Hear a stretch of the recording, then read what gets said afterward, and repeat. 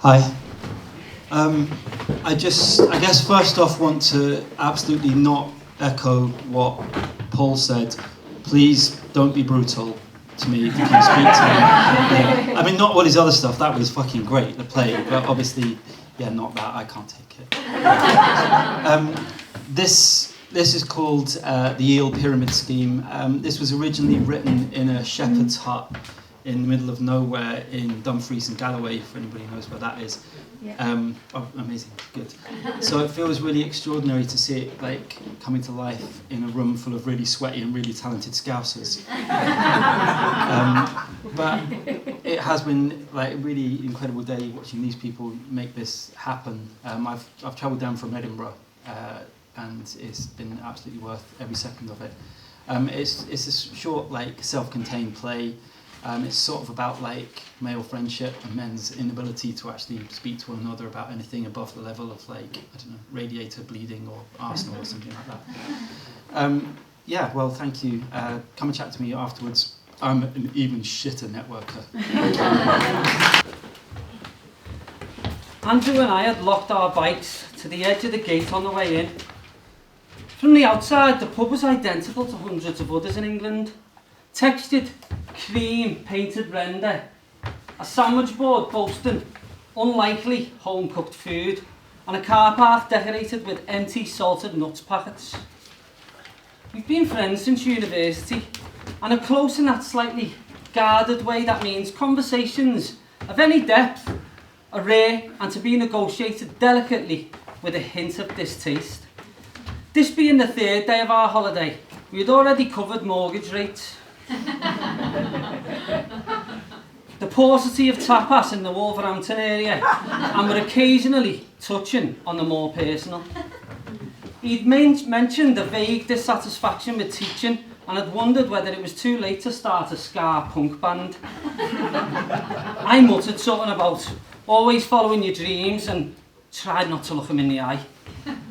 In turn, I mentioned that I'd been feeling increasingly uncomfortable about Alison's friendship with a guy, Gavin from her work, and half-jokingly suggested that I was worried she was having an affair. Even as I pedalled furiously behind him up the A417, I could sense from his tensed back that I'd breached an unspoken line of what could and couldn't be discussed. All credit to him though, he rallied well. He summoned up all his courage and drew from the 2 Marie Claire articles he read in a dentist's waiting room and said, Well, have you talked to her about it? ridiculous as it seems to say it now, it hadn't occurred to me that this was an option. I just planned to torture myself until it went away, or something unignorable happened.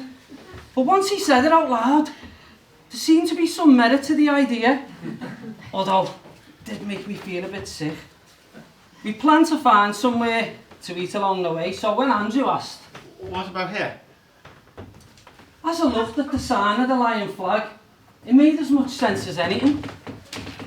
It was no worse than anywhere else we'd seen, and if all else failed, we could just get a pint and some crisp and sit at a picnic table in a time-honoured manner.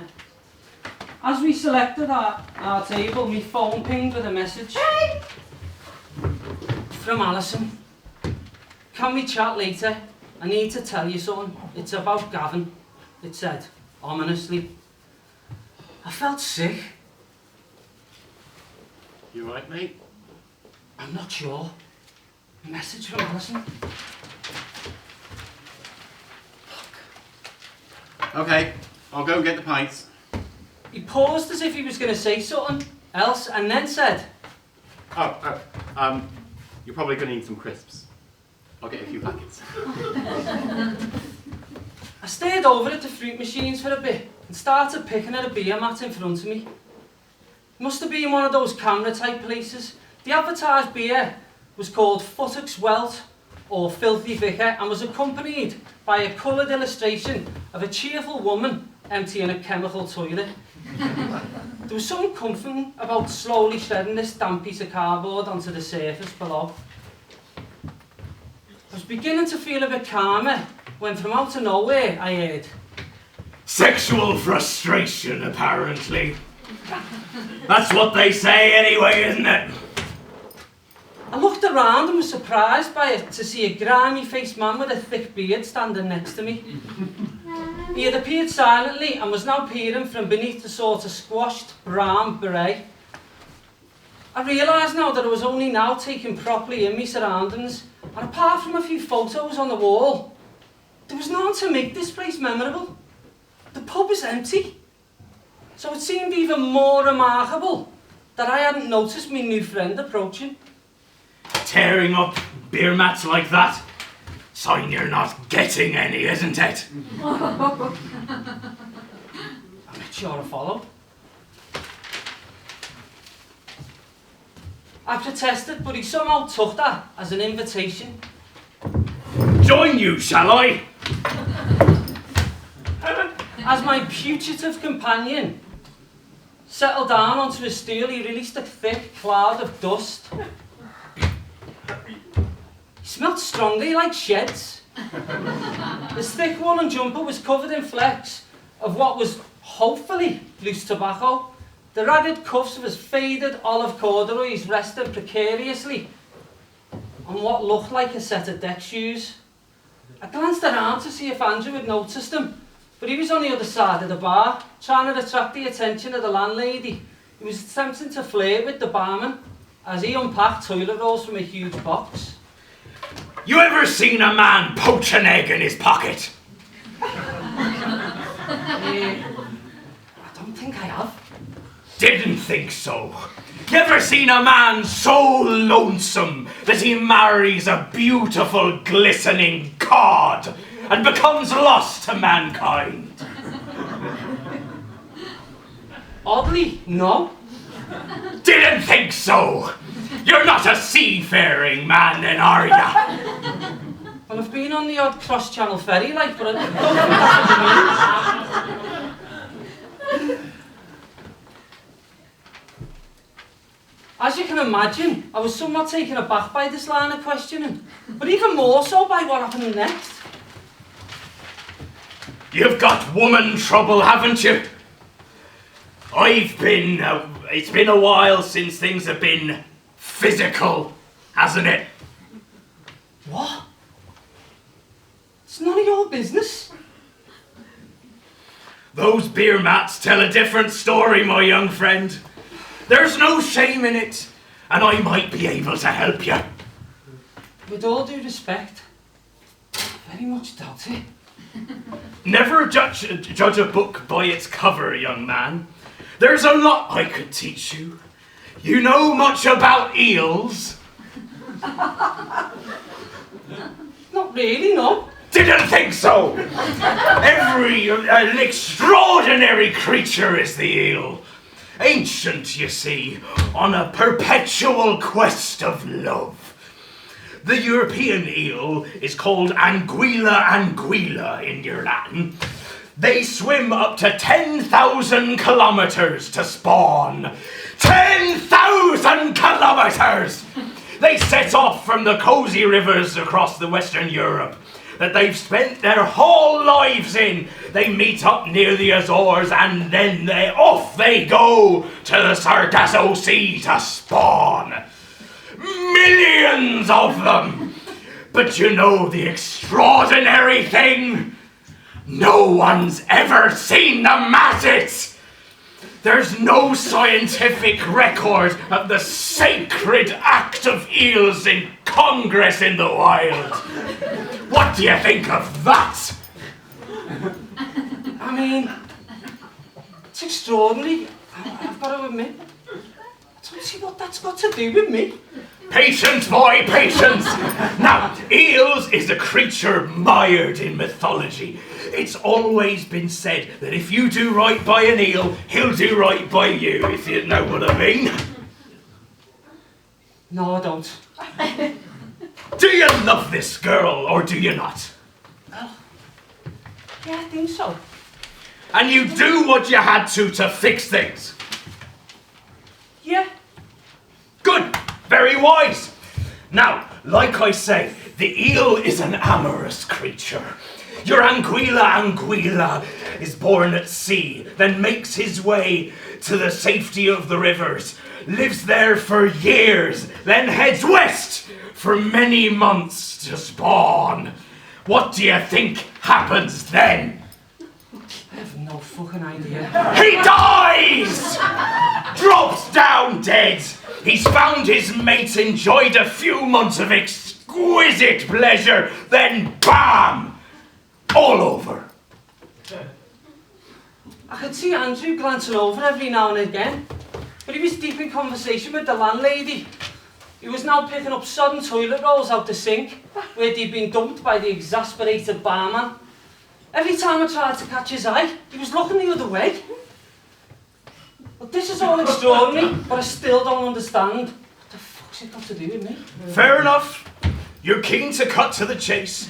You think I'm just an old man who's obsessed with eels and their sex lives. But I can see there's something in you, boy.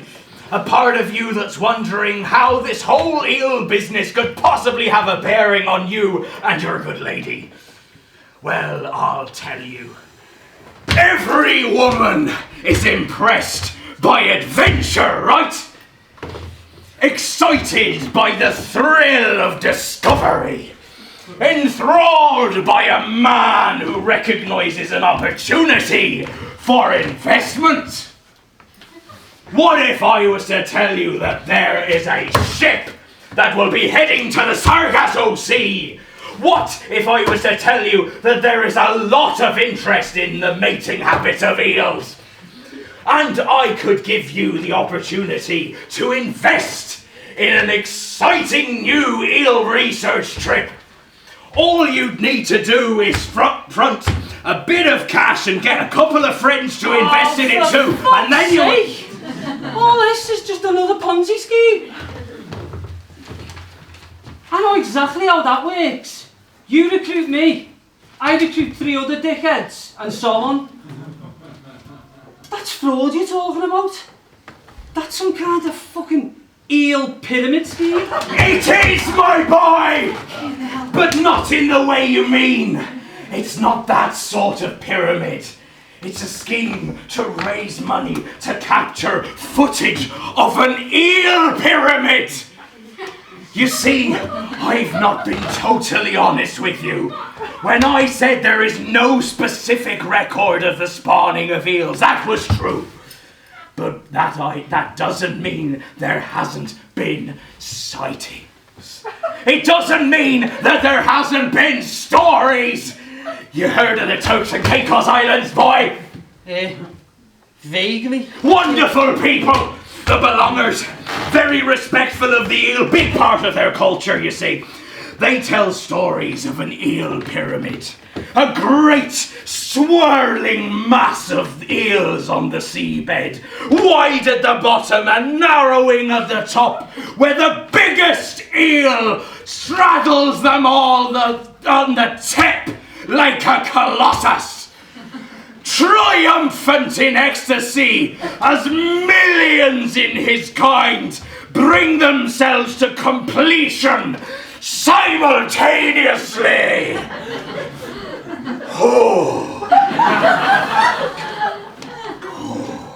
Quite the fucking image. It is.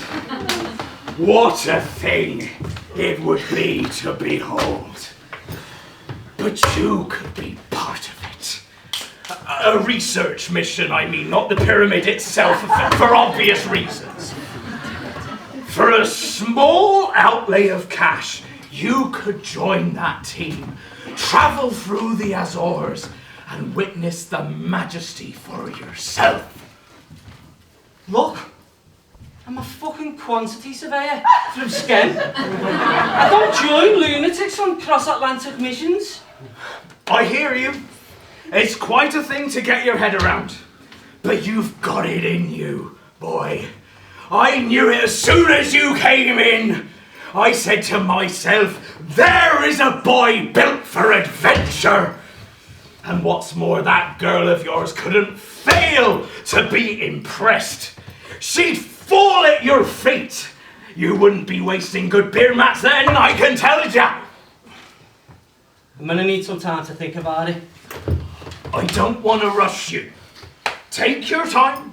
Have a think about it. I respect your personal space. But maybe a pint might help me look favourably on you and your predicament. At this point, my head was spinning. It was all so improbable that I couldn't quite believe it had happened. As I looked up, I saw Andrew finally heading over with 2 pints, accompanied by the reluctant landlady with a tray stacked high of crisps. Oh, I panicked a bit and I got 2 packs of each. I thought this would be best in this crisis. Yeah. Thanks, appreciate it. Hey, the maddest thing's just happened to me. See that guy who came and sat with me when you were at the bar? He started going on about eels and ships and... What guy? The guy who come and sat down. Big beardy guy, brown berry, cords. You could hardly fucking miss him. What are you on about? There's been no one else in this pub the whole time. I thought you were on the phone or something when I looked over. This fella, did you say he had a beard and he was wearing a berry? Yeah, that's him. Was he wearing deck shoes by any chance? Yeah, do you know him? Yeah, of course. That's old Duncan. Thank fuck for that. I was going mad for a second then. Well, you see that old picture on the wall there? Do you know, up on the wall there? Yeah. Yeah. Well, there's 5 men standing in front of his ship. Yeah. Yeah? So, you see this fella on the right-hand side with the beards? Yeah? Yeah. Well, that's old Duncan. Drinks bitter and rum, always covered in tobacco. Died in 1988. Died? Oh, yeah. On a research ship in that Sargasso Sea or something. Something to do with eels. Oh, the whole crew was lost. Oh. Oh, that'll be my pickled egg delivery. I've been waiting for that, you know. Yeah, so I'll have to go. Hang on, no, just I've come gotta go, back. yeah. Wait, come back. Oh, My mind was reeling. None of this made sense. Was I going insane? Was it an episode brought on by the stress of the Alison and Gavin thing? Started to look around in hope of tickling onto something. Then I saw it. Dusting of shredded tobacco haloed around the base of the stool where he'd been sitting. Real tobacco from a real man. I leapt to point out it to Andrew and then my phone pinged. It's from Alison. It's from Alison, I can't. Will you read this for me? Okay, here goes. It says, realise you're probably busy, but I just couldn't wait to tell you. Gavin is going to get married in Italy, and we are invited. His boyfriend, David, proposed at the weekend. So excited. Love you.